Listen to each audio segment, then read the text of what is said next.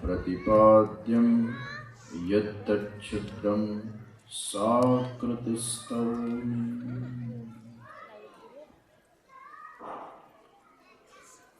New Horizon સ્કૂલના 7મા વર્ષની પૂર્ણાહુતિ થઈને 8મા વર્ષમાં મંગલ પ્રવેશ થઈ રહ્યો છે.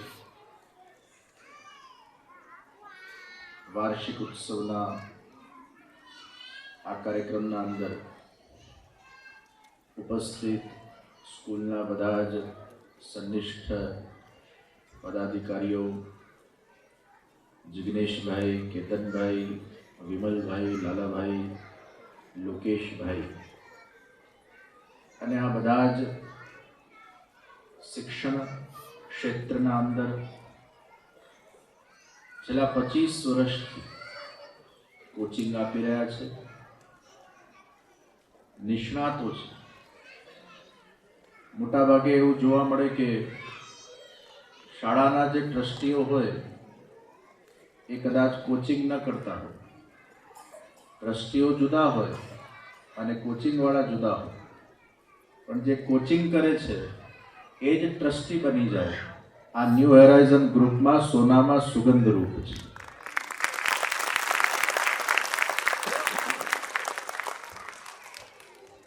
આજે જ્યારે હું આવ્યો અને અહીંયા ઉપરથી આ નાના બાળકોને જ્યારે હું નિહાળી રહ્યો હતો, એટલું સરસ એ લોકોનું પરફોર્મન્સ હતું. મારા પાસે કદાચ વધારે સમય હોતો તો વધારે વાર અહીંયા રોકાતે, પરંતુ અંતમાં જે એક્ટ આપણે જોયું કે ટીચર અનુશાસન શીખવાડે, પરંતુ સંસ્કાર અને પરવરિશ એ તો ઘરે જ થાય અને માતા પિતાના માધ્યમથી જ થતી હોય છે. આ ખરેખર દરેક માતા પિતા માટે બહુ એક પ્રેરક વિષય છે. માતા પિતાનું આચરણ, એની બહુ મોટી અસર એ બાળકો પર પડે છે.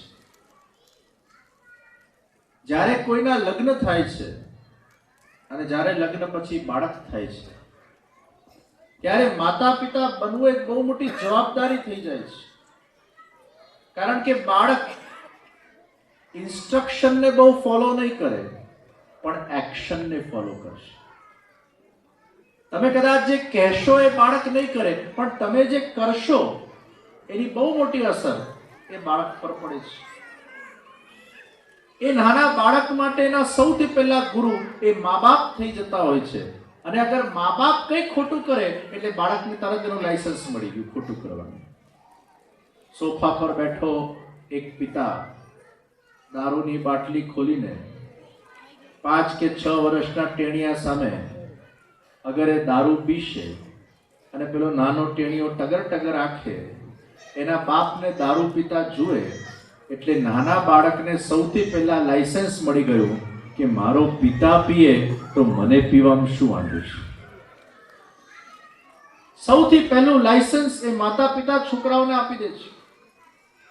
એ જ પિતા અગર પોતાની પત્ની પર ઘાટાઘાટ કરીને અગર એને મારે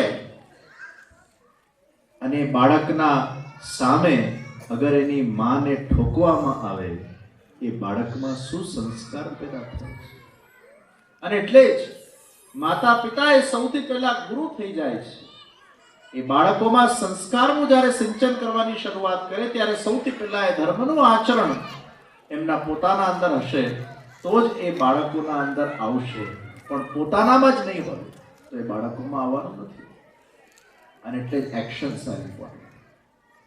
થોમસ આલ્વા એડિસન 7,000 અસફળ પરીક્ષણ પછી એને બલ્બનું સંશોધન કર્યું. આ થોમસ આલ્વા એડિસનને સ્કૂલમાંથી કાઢી મૂકવામાં આવેલો. એમ કહેવામાં આવ્યું એની માને કે તમારો છોકરો બેવકૂફ છે, ડફોડ છે, અમારી સ્કૂલમાં ભણવાના લાયક નથી. એટલા બધા બેતુકા પ્રશ્નો કરે છે કે અમારા બીજા બાળકો પણ એનાથી હેરાન થઈ જાય છે. અને he is a big nuisance to our school. We cannot teach him in our school. અને જ્યારે આ પત્ર સ્કૂલ વાળાઓએ એના મા બાપને લખ્યો એ વખતે થોમસ આલ્વા એડિસન સામે બેઠો હોય છે અને માં એ પત્રને મનમાં ને મનમાં વાંચતી હોય છે. ટગર ટગર એ છોકરો જુએ છે, માં મારા સ્કૂલમાંથી કયો પત્ર આવ્યો છે અને એમાં શું લખ્યું છે, હું બહુ ઉત્સુક છું, મને તમે બતાડો. અને ત્યારે માના આંખમાંથી આંસુ પડતા હોય છે અને એ વખતે માં કહે છે, બેટા આ પત્રમાં તારી એટલી બધી પ્રશંસા કરવામાં આવી છે, તારા એટલા વખાણ કરવામાં આવ્યા છે. આ પત્રમાં એવું લખ્યું છે કે તમારો બાળક એક જીનિયસ બાળક છે, ખૂબ ઇન્ટેલિજન્ટ બાળક છે, ખૂબ આગળ જતા પ્રતિભાશાળી બનવાનો છે અને આ એટલો જીનિયસ બાળક છે કે અમારી સ્કૂલ એને ભણાવવા માટે સક્ષમ નથી, તમે એને ઘરે ભણાવો. આ બાળક કંઈક વિરલ જાતિનો બાળક છે. અને ત્યારે એ થોમસ આલ્વા એડિસનને એટલું બધું મોટિવેશન મળ્યું. માં ભલે જુઠ્ઠું બોલી એના બાળકના સામે, કારણ કે જો માં એના બાળકને વારંવાર એમ કહેતો તું ડફોડ છે, તું બેવકૂફ છે, તું સાવ મૂર્ખનો સરદાર છે, તો એ બાળકમાં સબકોન્શિયસમાં એ નેગેટિવ શબ્દોની બહુ મોટી અસર પડતે. પણ માએ એને મોટિવેટ કર્યો અને એ જ થોમસ આલ્વા એડિસન એ માના મોટિવેશનથી આપ જોઈ શકો છો આ લાઈટ આપણને જેના કારણે પ્રાપ્ત થઈ. આ એ જ બેવકૂફ છોકરો હતો જેને સ્કૂલમાંથી કાઢી મૂકવામાં આવ્યો, પણ માના સંસ્કારથી, માના મોટિવેશનથી, માની પોઝિટિવિટીથી એ છોકરોએ શૂન્યમાંથી સર્જન કર્યું અને એ મોટો સાયન્ટિસ્ટ બની ગયો. માતા પિતાની આ એક ભૂમિકા હોય છે અને એટલે સ્કૂલમાં શિક્ષણ પ્રાપ્ત થાય, પણ માતા પિતા એમાં સંસ્કારનું આરોપણ કરે, માતા પિતા એને મોટિવેશન આપે, માતા પિતા વધારે એને પ્રોત્સાહિત કરે અને તો એ બાળકમાં એક અલગ પ્રકારનો નિખાર આવી જતો હોય છે. આજે વિશેષ કંઈ નહીં કહેતા, મારે પણ એક બીજા કાર્યક્રમમાં તાત્કાલિક પહોંચવાનું છે, એટલે પણ આજે આ સુંદર આયોજનને નિહાળીને મને ખૂબ પ્રસન્નતા થઈ.